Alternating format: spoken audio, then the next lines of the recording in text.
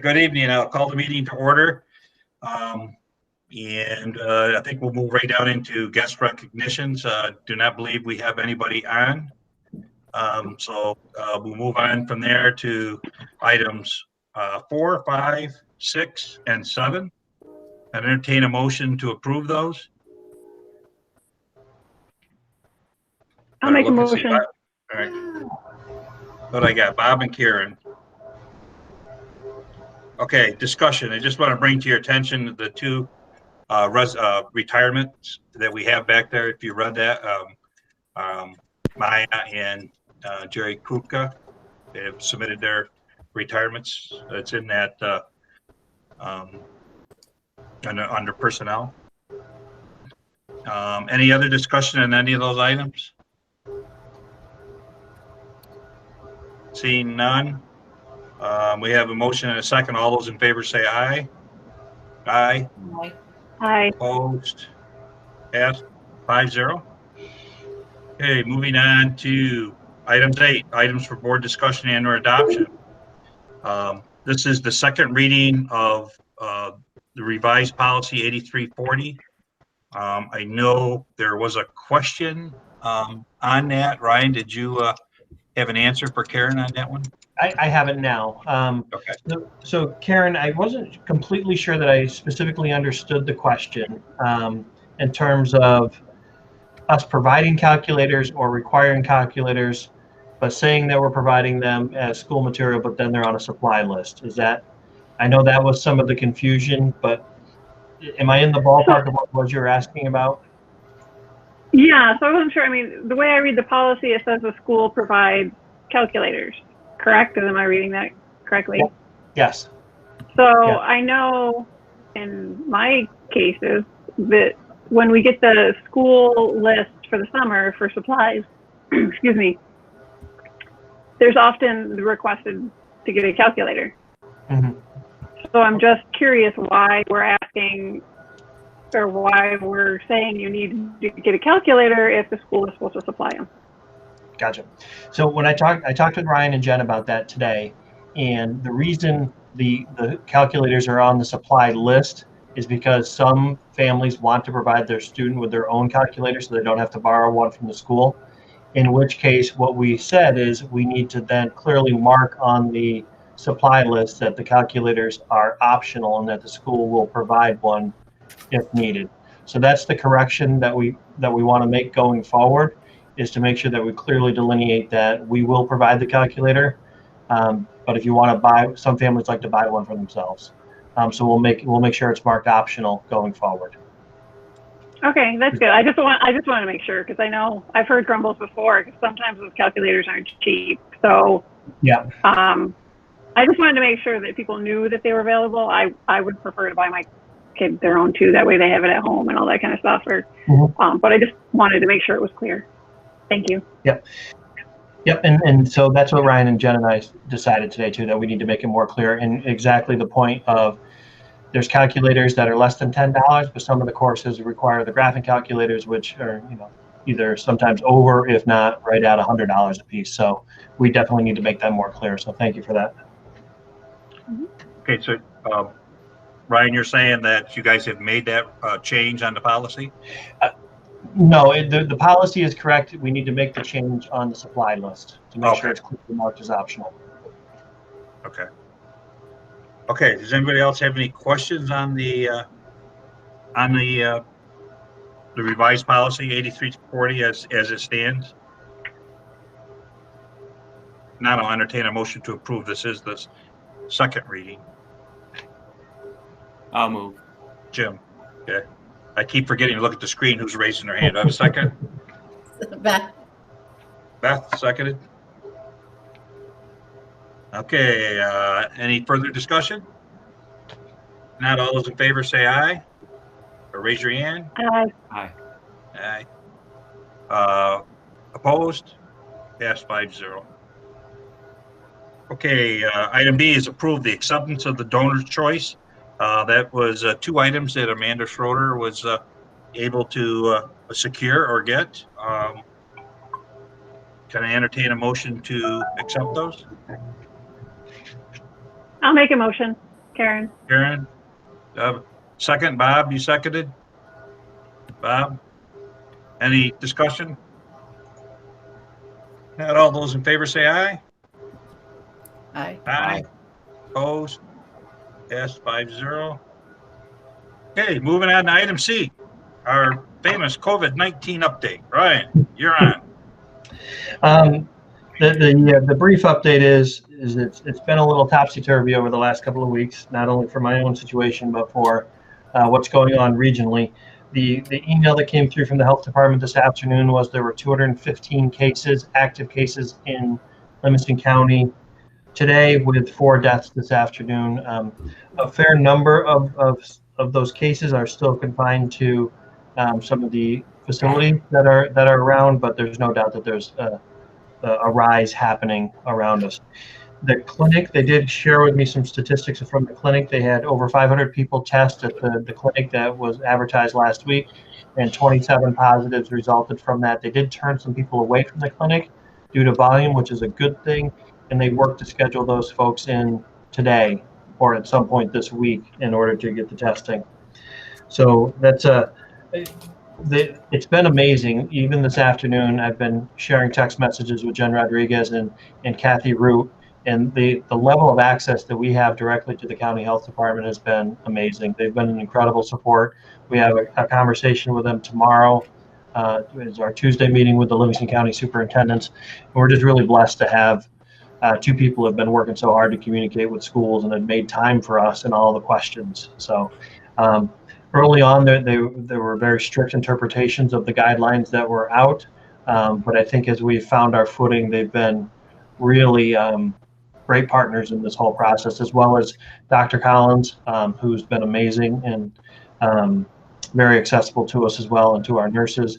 And our nurses, I can't say enough about them. I know I talk about them all the time at this point, but they've really been amazing. And as an FYI, we were able to produce a contract. Thank you to Kristen for her work, tracking down a couple of different options to get in some extra LPN help. If you recall, we advertised for RNs and LPNs at the beginning of the year. We landed on a temp assistant RN who has a full-time job, so she can't give us any more hours than what she's giving us. But we still found that we need a little bit extra because of what's happening with us and with St. Agnes. So Kristen was able to find a business, a vendor who's providing us with the same LPN. So it's a consistent person on Monday, Tuesdays, and Thursdays. No, Monday, Wednesdays, Thursdays. We felt Monday was the big day because it's such a nutty day. So we started today, and that'll be temporary. And when we see a decline, we'll move away from it. But both unions were cooperative in letting us go with a vendor to make sure that we have the extra help. So just wanted to provide that update in regards to nursing and in regards to COVID. Right now, we're going to keep monitoring the community spread, but right now we're not planning on recommending remote after the December break. And the reason being is when the college kids came back, the November, there was the college kids coming back. There was the idea that there's going to be gatherings, and then there was also going to be a fair amount of travel involved. The thought with Christmas is that most of the travel will take place for the Christmas holiday. There will be some affected travel, but the college kids, for the most part, are back. So it's not the same level of reintroduction to people into the family bubbles. So right now, we don't see a need to be on remote on Monday and Tuesday following the break, but that's something we're going to keep our eye on as far as the cases go. New Year's is in there too. The idea but we felt in discussions with the other superintendents, feel like that the New Year's holiday doesn't involve the same level of travel as the Christmas holiday does. So that's where we're at with COVID. Are there any other specific questions that I can answer for you at this time?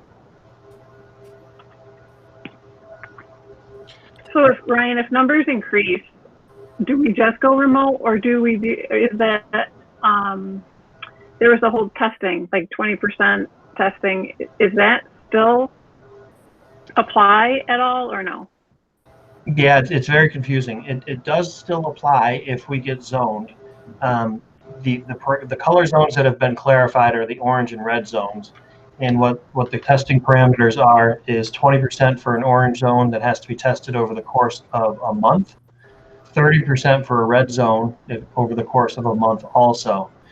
And then the yellow zones, the last parameter that was in place was 20% over 2 weeks, which doesn't really make a whole lot of sense because that's the lowest threshold zone, but it would be the most rigorous testing if 20% over 2 weeks. So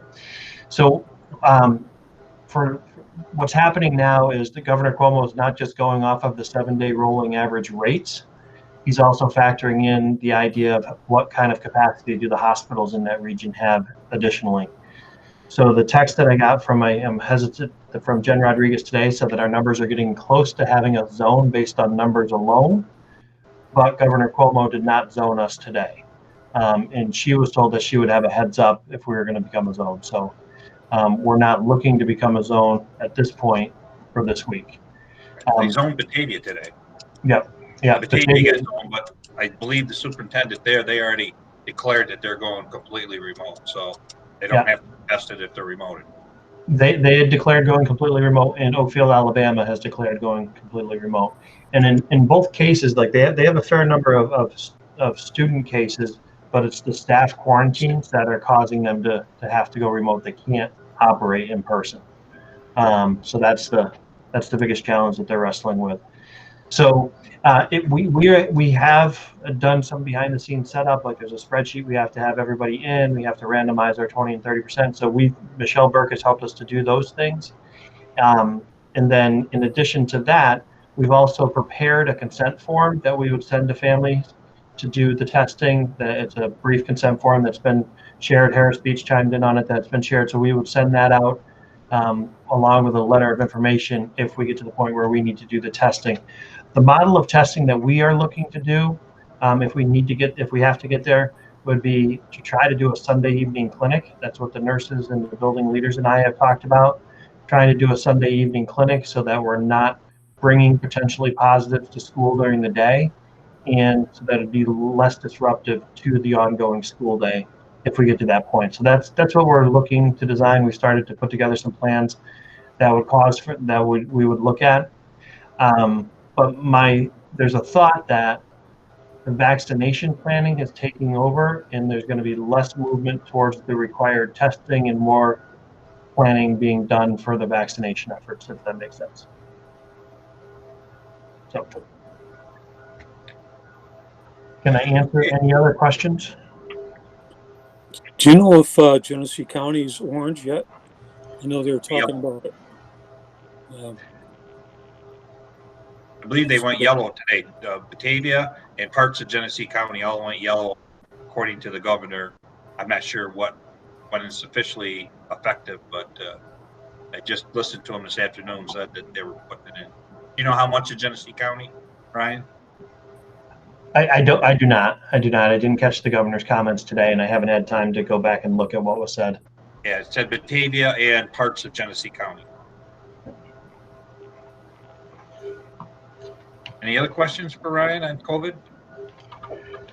Can I share a thought or perhaps an idea? I don't know if, again, it's just something to consider, but under the COVID reporting, I've seen that some schools have created a dashboard that they've put just on their website for COVID reporting purposes that kind of lists their schools and then says just numbers of staff and students that tested positive, like in each, like per day. And some have actually done that in lieu of sending emails each time that we see that there's a positive. I'm not saying one way or another is better, but it's something to consider for informational purposes, just even with the email. So people, if they missed their email, they could check the website and know that, oh, okay, this has each day. And, I know there's not a large number, which is good, but it's just a thought. It's not, I've seen it and something for you to consider. Yeah, I think that if we do it, we need to do both because I hear people all the time telling me, I don't go to the website. I don't know how to go to the website. They like that phone call or email or whatever. So and then you've got other ones that say, I never check my email. So maybe they go to the website. So I don't know how much is involved in maintaining it and that sort of thing. And I'll leave that up to Ryan. If it's easily maintained and someone easily can put it up, I don't want to take away from other important things that are happening there with our COVID. So. Yeah. What about weekly, like a week, rather than a daily? If the emails are going out and there's great communication that Ryan's doing with the community and staff, that maybe weekly would be a little less, whoever's best to do that. Jim knows the school districts are doing it, something we could steal and put on ours. Well, I know our BOCES is doing it too. So it's, I was looking at it today and the decision was made to not send out an email for every student positive for every program, every school. Again, that's you're so big. Yeah, but it's big, right? So I don't know if that's really necessary here. I guess that's why the thought was there, and it's not. I'm not advocating for it, but I would say maybe as a supplement, if just for good information sharing, that if people don't always see their emails, they can always check the website. Like Rodney said, I wouldn't want to replace it, because I think any complaints we get would be about not having enough, right? People want to know, Right. They want to know who and how and every question that you can't necessarily answer. So date of birth. Yeah. Nickname, favorite holiday. So the most recent graph that I sent out that had the 2 lines with Livingston County and then cases within Avon, and then the table of cases within the Avon schools. That was just a simple attempt at doing that. I think that would be relatively simple for us to maintain and to send out periodically, and maybe post that with a date on it on the website, as opposed to some sort of live link to something. I wouldn't feel comfortable with the live link, and the reason being is getting to completely accurate information has been really challenging. Like, for example, we had a case over this weekend, and because we're not always able to communicate en masse with the family and the student who has the information, in this case, a student who would be, would be questioned about what happened and get their perspective as part of the contact tracing. And then there are siblings and there are teachers and there are 2 different principals. And we don't do all call emails. It's a series of a variety of different communications that takes quite a while to get to the completely accurate information. Whereas what I would feel good about sending out that graph maybe twice a week, because that's something that Michelle Burke and I can come together on. We can verify the data that's come in over the last 2 or 3 days to make sure that our case counts that we're getting from Livingston County in terms of cases that they have in Avon and cases that they have in the county. And then we could cross-check that with actual positive cases that we have at the school with students and staff.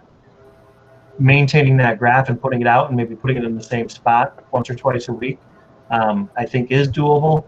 The idea of creating a link to something that's more dynamic and needing to be updated constantly is a little bit more challenging, I think, because it won't be accurate all the time. It's when we have time to come together to make sure that we have all our ducks in a row that we can produce the graph. So if you're comfortable with that, I don't see that being an issue. That's something that Michelle and I have already started having some conversations about. So if it's something like a simple graph like that, that's great. I think I'm all for that, and I think it would be good communication. If it's something more like a website to go to, I think that would be harder to maintain. No, and I think that just that simple, straightforward communication would be what I was thinking of. Nothing. It's not to create anything elaborate. It's just, and even if it was weekly, if it's once a week, as Beth said, that it's at the end of the week, you can, it's each day. These were what our numbers were, and in a very simple and clear way. And I would just want it to be helpful for people that people. Yeah. That want to know. It's just in the spirit of sharing information. You just gave me another idea. Like maybe we could incorporate 2 elements. There could be like a weekly summary. Like, in addition to communicating as we go, I could do a weekly summary, just a quick bullet list of it, and then put out the graph of the cumulative graphs. So we would still communicate the cases as they're happening, put together a summary at the end of the week, and then do the graphs. And I think if we did that once a week on the Fridays as part of my communication, I think that might actually clarify some of what's going to be communicated. We could set up a system to make sure we deliver that every week. Certainly worth a try, and Yeah. I'm sure we'll get some kind of feedback, good or bad. We'll hear, but Yeah. certainly worth a try. And I'm thinking about it. People get the email, if it's every day, they get it, but then they have a summary at the end of the week. They look at it, so yeah, I remember that Monday. They sent out a note. I missed Monday in ACS. Yeah, and it feels like it was weeks ago, but it was only Tuesday. Through the world we're living in right now. Okay, we can work on that. Thanks, Jim. Good suggestion. Okay, any other discussion on COVID? If not, we're not letting Ryan off the hook. He has strategic planning now. So. Really, two quick updates on strategic planning. The forum of recent graduates came together pretty quickly. That's going to take place tomorrow. We've got 7 students. Nicole asked us to keep it to 7, and so we've done that. So she's going to do that tomorrow afternoon, evening. The subset of the strategic planning that I wanted to make sure that we talked about a little bit tonight has to do with what I sent out about the website upgrade. I want to make sure that I'm communicating about that. Our look, in summary, students asked me for some different forms of communication via Twitter and Instagram when I started before we went out on our COVID break. I started looking into those things, and Jim and I came across this product called Aptigee, which has a feature called Thrill Share, which is you can post, and by writing one post, you can send it to Facebook, Twitter, Instagram, a YouTube channel, and to a live feed on your website. So it makes it much easier to maintain than having to edit all those posts constantly to try to get them to the different formats. And we wouldn't have to have an army of people with passwords to each one of those things. It would be more centrally controlled and managed at the district level. And then you can get to others by incorporating hashtags of key information. So everybody can say hashtag blessed to be a brave, and not everybody has to have access to that particular whatever tool it was, social media tool, in order to produce that hashtag. So that idea of Thrill Share is great, because you think of Andy does his Braves Nation quotes. We have a Facebook account that we've been trying to use, but we kind of broke because we had too many people accessing it from too many domains, we're preparing to relaunch another Facebook page in the coming weeks. So I'm excited that this product does this and makes it a little bit easier to use. Part of moving toward a product is to upgrade your web page. They do most of the migration of the web page, and I was very hesitant to even entertain that conversation, knowing where we are with COVID and knowing where Jim is at with our one-to-one. But the fact that he came into it and was pretty positive about the look of the web page, about the feasibility, about what it might be able to do for us, really makes it feel like this short-term investment is worth a longer-term gain. So we're looking at January 29th would be the date for the web page upgrade. I sent some of the research that was presented to us. Now, obviously, it was presented by the vendor, but it does make sense just intuitively that more and more people, about 2015 is when the market switched from people accessing websites to, using their computer to access websites for information versus using their phone to access websites to get information. So it makes sense to us to have a more phone-friendly approach to getting our communications out. And then the last piece of being a little bit more phone-friendly is the development of an Avon Central School District web app. So you get from Google Play Store or from your iStore or iPhone, whatever it's called, application that would be an Avon application, which would be fed from our website, our district webpage. So pretty excited about that. We had another meeting today with one of the representatives, and to our excitement, even the website that we started to take a look at has some more customizable features than we had originally realized. And customizable in the sense that the setup, but once it's set up, it's maintained, it becomes an automatic. So I just want to make sure that I'm being transparent about communicating that would be the 29th is the target date for a new website. the launch of the application. So when we get back from the December break, there'll be a sort of marketing campaign reminding people that this is coming, and an attempt to start to drive people to download the app and to start accessing the various social media platforms that'll be a part of it. Jim, did I miss anything? Is there anything you'd like to add from your perspective? No, I'm very excited about it. I think it will really streamline the amount of the communications that we already do and make them available on more platforms without really any extra work. I think everyone's really going to like it when it gets all set. Great.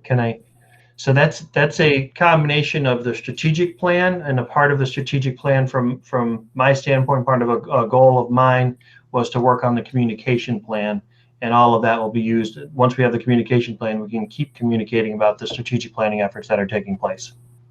Of the social apps besides Twitter and Facebook and our own website, is there another that I'm missing?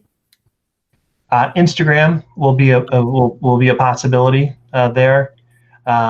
And then they do, I believe, have a post to a YouTube channel, correct? If we were to have a YouTube channel, that option's available as well, I think. Jim, can you confirm that? I think it's at the bottom of the web sample. Yeah, I thought when we talked to them one time, I believe they're working on Instagram, but they aren't quite there yet. They couldn't quite get full access to the back end. And yes, I believe we can incorporate multiple YouTube channels if we wanted to. Thanks. Yeah, thanks for that. Sorry about that. You're right. They are working towards Instagram. It's on their radar and it's an objective. Sorry about that. I misspoke. Well, I misspoke earlier about the backgrounds because evidently they got their updates because Beth was in Cancun a little bit ago. So Wishful thinking. Any other questions on the strategic plan? Okay. So Ryan, with that app, wasn't there talk with the logo that you were going to try to stick to one logo? Has anything come of that? And I've wondered if you have heard anything since Caledonia is changing theirs. If there's any buzz about Braves and our logo. So a couple different questions there. There has been no buzz as a result of Caledonia changing their logo, and I think they're changing the moniker, keeping the red. Mm-hmm. They're keeping the Raiders. They're eliminating the red, and they're moving away from Native American imagery. Is where they were. That happened last week. There was an article in was it Batavia News? I think I have the link. I could send you the link if you're interested in it.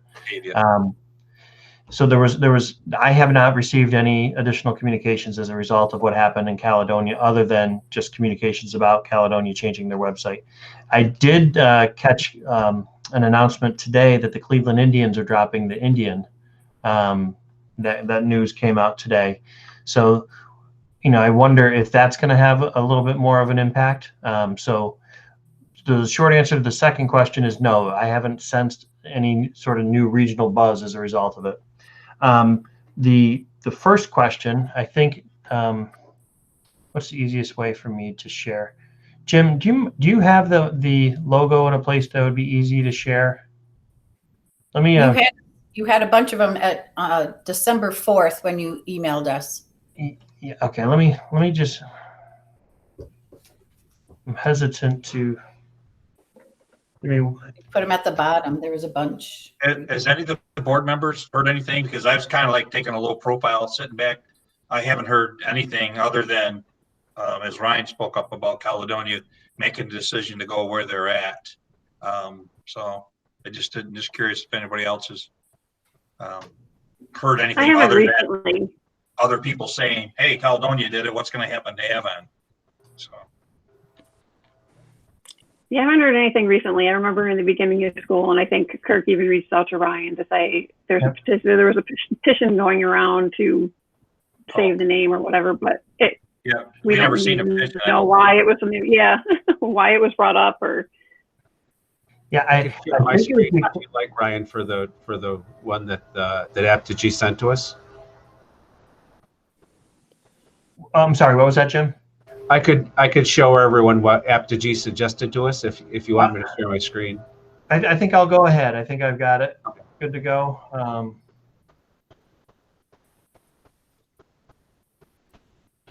So it should be coming in now.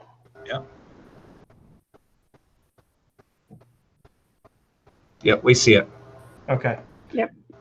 So this is something similar to Andy. What I learned is that Andy used something similar with the football program. I don't remember exactly what year, but he did use something similar with the football program at some point. This is inspired. They came up with this by looking around our website and what they saw on our website at this company, Apogee. This is what they produced. This happens to be very close to the University of Utah. And the story with they're the Utes, and the story of the University of Utah is that this has been their logo, I guess, for quite a period of time. Up until the early 90s, their mascot was a Native American in wart and headdress, and they've moved it, I believe, to a red-tailed hawk. So their color would be instead of it's a U and it's red, and the feathers are red-tipped, and so the feathers were preserved in terms of moving from the Native American to the red-tailed hawk. But that's where that design is very similar to the University of Utah. We kind of like it because it's a nice balance when you look back at the various images that get used for us. This seems to be a nice balance between the A and honoring the Native American history that's there as well, without the concerns about using Native American imagery. And then let alone, it looks like we had about 5 or 6 different versions that we used.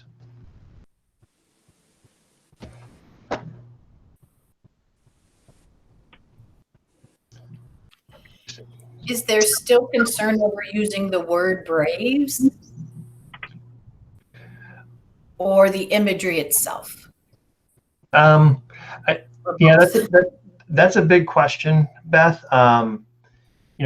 The things that have come my way that I read about, most of it relates to the imagery. But in terms of, I think that's a pretty broad question. Without knowing if somebody's bringing forth a specific complaint, they would be the ones who would have to define that a little bit more, I think. When you think about Redskins, when you think about the use of the word Indians, as in Cleveland, and then their mascot is more of a caricature within the Cleveland Indians.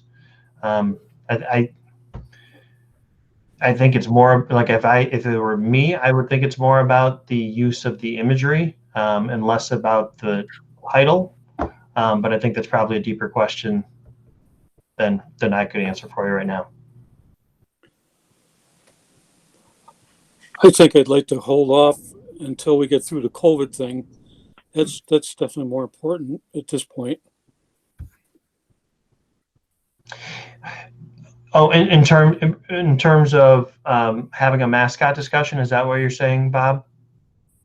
No, about changing. Well, yeah. The website and all those things are going to have to make a decision with the website upgrade and all that. Yeah. So me personally, I'm not looking to push a mascot discussion at this particular time. I think I've tried to keep the board in conversation with some of the information that comes my way, so that when there were media requests, I kept the board informed. And when I knew that Caledonia was doing some research, I tried to communicate that information. When there was the proposal within the New York State Legislature, tried to share that information as well. That has not gone anywhere. It was originally that school funding would be tied to using ethnic mascots and monikers. Then it was changed to you need to have a public forum every year, but it really hasn't gone anywhere from there. To me, part of the issue, part of the groundwork within Caledonia is there was quite an active group with about 250 or so Facebook members who were proposing to change the website. To change the mascot, as opposed to, I don't sense that we have that same level of community grassroots right now. So I'm not personally unless we need to move it along because of outside forces, not interested in pushing the mascot discussion at this time, because I don't think that there's an organic need for that discussion with us right now. Right. Reason I brought it up in reference to this is the idea that the history of our logo and the imagery has been somewhat inconsistent, and we've gone back and forth between the A's and a variety of different Native American images. And this website, this vendor does need to pick one. Okay. Yeah, I agree. I think we need to keep it on our radar, know what's back there. But, you know, I have not heard any rumblings throughout the community yet. The only rumblings I would have heard was, why would you do that? You know, so, the only thing I've heard nothing negative about it. But I think we need to keep it on our radar, knowing that, you know, the state may come in and say something, and then we wouldn't have a choice. But, you know, it's our community. So I think we just need to keep our ears open and, you know, listen to what we're hearing from our public, and until we're pressured, I think let it sit on hold. But that's my opinion. Yeah. Health and safety first. Yep. So I believe I've stopped sharing. Is that true, Jim? Yes. So yeah, that's where I'm at with it also. I think dealing with the pandemic is fine. I don't need to deal with a mascot issue right now. I think I'm good.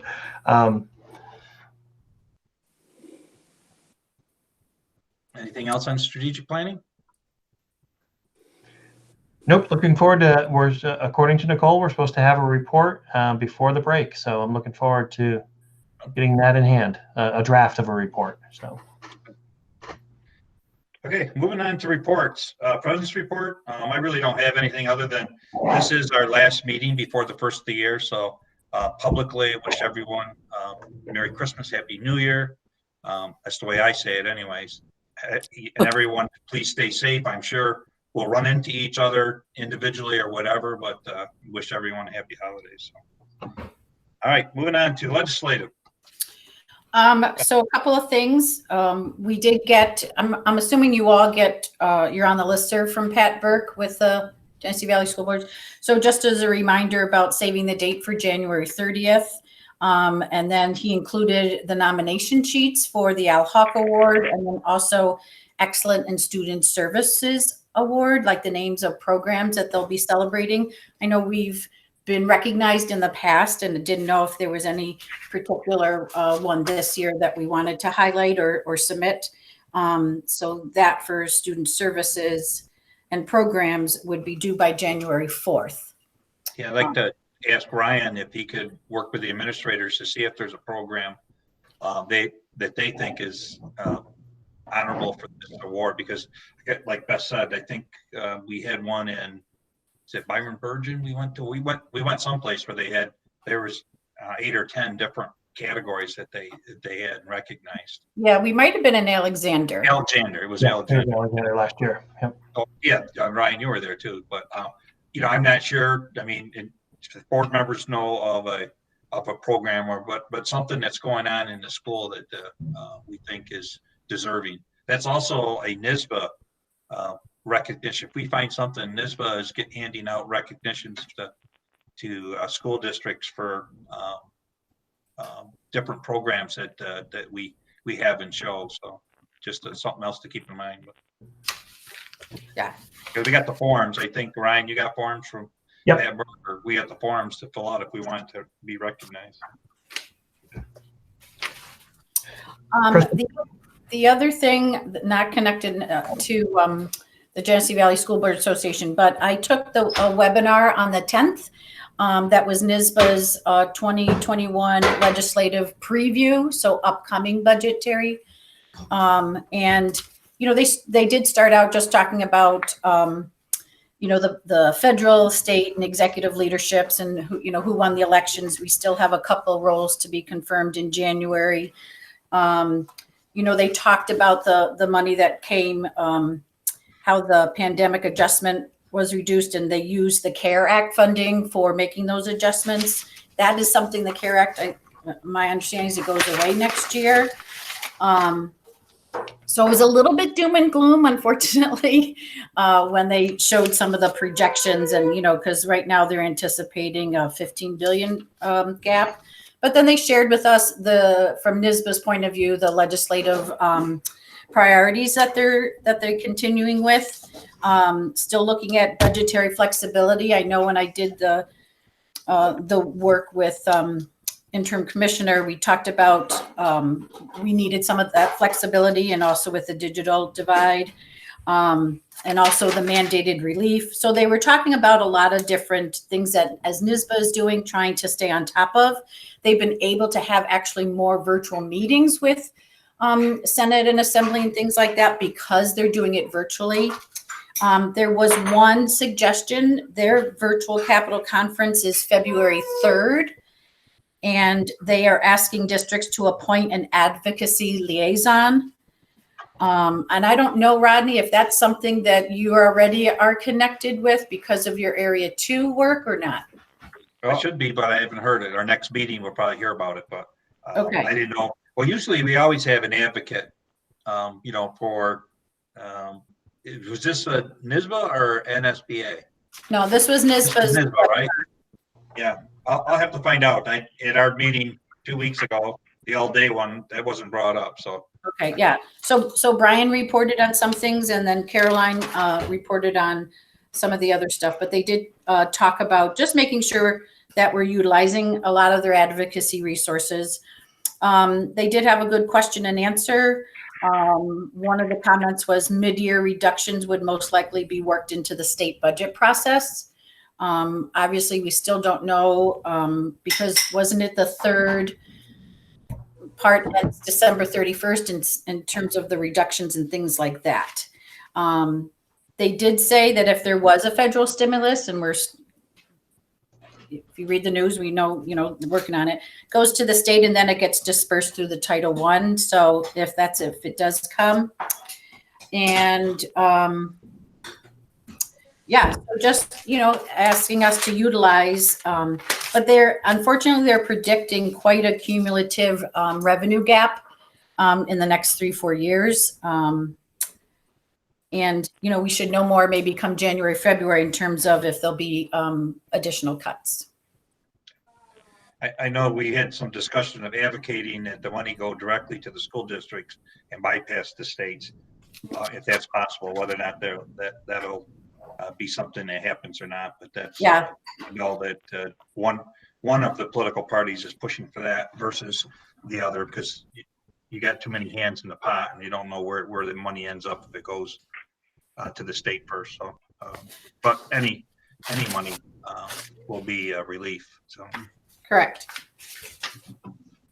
So that's those two pieces. Thanks, Beth. Anything else? Nope. Okay. All right. Moving on. We gave our administrators the night off tonight, but you got their main report. And if anybody has any questions on any of that, you can bring it up now and we'll get the answers for you. The only thing I was just going to let Ryan Wagner know in our LCN, they talked about, because I know he had provided him information last year when they did that glow with your hands. And so we did send students over there. And so this year it's virtual. So they have a new platform. They did a soft opening on November 2nd, but it's now up. It's been running through for the public as of November 9th. It's a good article. This was from Livingston, looking for the date. I'll find it. Anyway, from November 26th. So some of the districts were talking about how it's on their school website, and just having that really beyond the students, it's getting parents and public involved in terms of career acknowledgement and learning about careers and things like that. So I was just wanting to check with Ryan and Jen as to where we were. I didn't see it on our website, but it doesn't mean I'm not looking in the right place either. So they're hoping again to, have it up and running in person next year. But but it's a half-page article in terms of what they're doing in terms of career pathways. And I know that our district has been working really hard on that. But just wanted to check in with Ryan just to see if the guidance and counseling department has that type of information that they're sharing with kids and parents about that platform. The platform is glowwithyourhandsvirtual.com.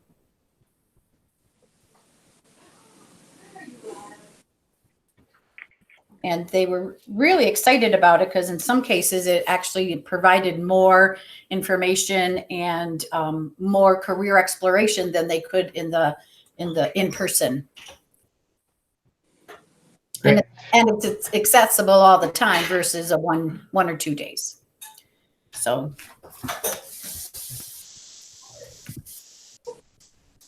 I will connect with Ryan tomorrow about that. He and I talked about some career opportunities today when we had our biweekly meeting. This in particular did not come up. So I will check with him tomorrow and we can get an answer back to you, Beth. Okay, I'm happy to also just put this in the mail, the information, if he wants it. I can send it to you or to Ryan Wagner. Is this in Livingston County News? We should have a copy of it as well. Yeah. Okay. Yeah, Livingston County News, if you got the date, we should have that as well. It was November 26th issue. Great, thank you. You're welcome. Other questions on administrator's report? Kristen, you're awful quiet down there. We know you're here. Nothing to report for us? No, Beth did the doom and gloom conversation for me, so thank you, Beth. I'm just taking notes. Okay. I would say this was one of the best administrative reports. There was so much in there. It was good to see all the work being done with the digital citizenship lessons. You know, Rob's got them done. Jen's working on them. There's a lot going on. I don't know who writes the instructional section of the report, but there's a ton of things that are going on at faculty meetings and their after school, and obviously all the work with a curriculum. So yeah, it's usually a team effort, but Christina does most of it. Christina and Jackie do most of it. Christina, you know, the s'mores that she has there, and she shared some of that information to some of the resources was just amazing. Like it's almost like a state ed email. There's one link, but then it goes 1,000 different places after you get there. I looked into all of them. I did. Somebody could share it with her. So there was a thing on reflection, and I was reading all the different links, and I actually sent it to my daughter who's in business out in Ohio, and she said, "This is great. I'm going to share it with my team." So it's nice to see that there's things that, you know, staff are finding that are so on point and very applicable, and we can keep those things growing. It's great. Thank you. I'll make sure I pass that along to Christina and Jackie. Okay, Ryan, you have anything to add to the superintendent's report? Well, just an anecdotal. When the doom and gloom conversation, I had a conversation with a colleague earlier this year. I'm like, yeah, we're in that time of year when the sky is falling, and then, you know, the budget always seems to recover a little bit at the end. So, like, I get frustrated having to say that the sky is falling every year. And my colleague said, well, the sky is definitely falling this year. We just don't know how far it's going to fall. So I really want to thank Kristen for that little snippet about how to look at the budget this year. That she's telling me it's definitely going to fall. I wanted to comment on the doom and gloom of the budget. You got the report from Kristen about our $200,000-ish shortfall. When we first, I passed it along and falsely inflated it to about 239,000. I was adding the $20,000 in, but it was already in there, so it's about $213,000 at this point. So just in terms of some real numbers that we're looking at, the Scrooge presentation, Ryan Wagner, Jen, Maddie Murray, and myself and Ian Smith were down in the circle today filming the intro for the Scrooge movie that's going to be at the Avon Vintage Drive-In on Tuesday. I'm not sure if the time's going to be 6 or 7. I didn't get Ryan to give that to me just yet, but we're going to do that at the movie theater. They're giving us 2 screens, and I'm hoping for a great turnout out there. That is typically a fundraiser for the theater club. That's how they pay for offset some of the expenses of the middle school musical and the high school musical. So that's kind of just bridges.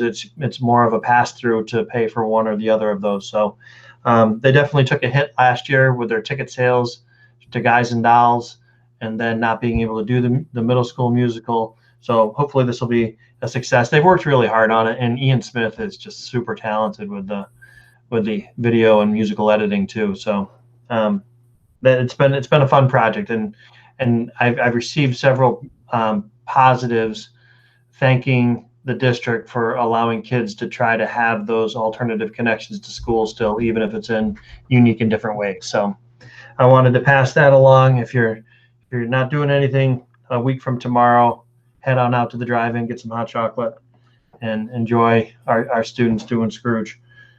Ryan, you let us know the time for sure then at 6 or 7? Yeah, I will. Yep.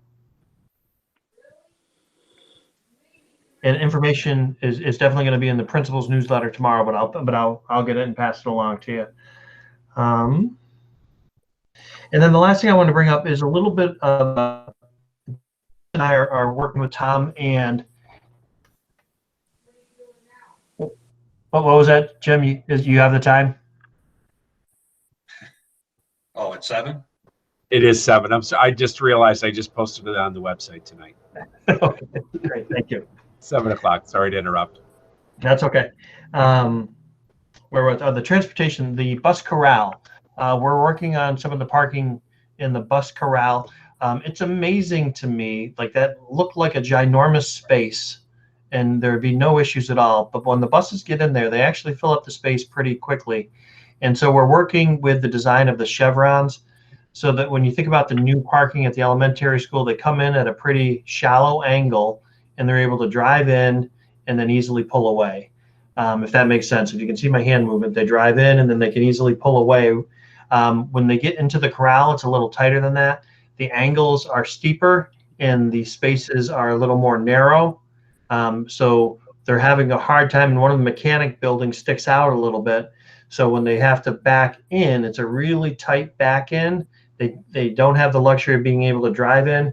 And then that mechanic building sticks out a little bit too. So it's a little bit of a space crunch. So we're working with the architects and the engineers to see if we can redesign some of that. The thing that would be compromised is our salt storage area that was originally designed to be outside of that corral. But we made some decisions to move it into the corral because it was basically going to be in the middle of the parking lot in front of the transportation garage. So we moved that. We may have to punt that and do that in the spring in order to get this parking situation figured out for the buses as they pull in, to be able to have ease of egress when they have to go around. And one of the things we have to think about is on the weekends when there might be one bus going, they have to be able to back out of their spot because they may not be able to drive out just because they're in a line. So we're working to try to find that solution, but the sound panels have been ordered and are in. They're doing some of the finishing cosmetic work within the auditorium. The new window for Rick Gerino has been installed. There's just some finish work to do around that. That's really we're starting to get towards that last page. So I'm excited to bring that capital project to a close. Kristen, do you want to add anything about the capital project and or the transportation configuration? No, that was very thorough. Can I answer any questions for you?